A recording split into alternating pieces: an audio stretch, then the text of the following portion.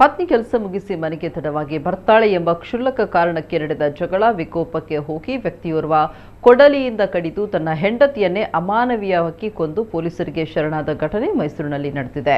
24 ವರ್ಷ ಪ್ರಾಯದ ಪುಷ್ಪ ಮೃತ ಯುವತಿ, ಆಕೆಯ ಪತಿ ಮಹೇಶ್ ಬಂಧಿತ ಆರೋಪಿ. ಮೃತ ಪುಷ್ಪ ಖಾಸಗಿ ಬಟ್ಟೆ ಅಂಗಡಿಯೊಂದರಲ್ಲಿ ಕೆಲಸ ಮಾಡ್ತಾ ಇದ್ರು.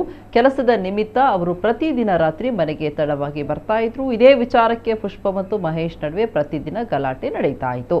ಹೆಂಡತಿ ಮನೆಗೆ ತಡವಾಗಿ ಬರುವ ವಿಚಾರಕ್ಕೆ ಮಹೇಶ್ ಆಕೆ ಮೇಲೆ ತೀವ್ರವಾಗಿ ಅನುಮಾನ ಪಡ್ತಾ ಇದ್ದ ಎನ್ನಲಾಗಿದೆ.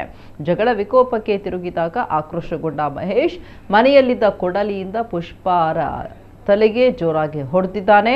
ಪುಷ್ಪ ಕೆಳಗೆ ಬಿದ್ದ ನಂತರ ಅಷ್ಟಕ್ಕೆ ನಿಲ್ಲಿಸಿದ ಮಹೇಶ್ ದಿಮ್ಮಿನಿಂದ ಆಕೆಯ ಮುಖವನ್ನು ಒತ್ತಿ ಹಿಡಿದು ಉಸಿರುಗಟ್ಟಿಸಿ ಕೊಲೆ ಮಾಡಿದ್ದಾನೆ.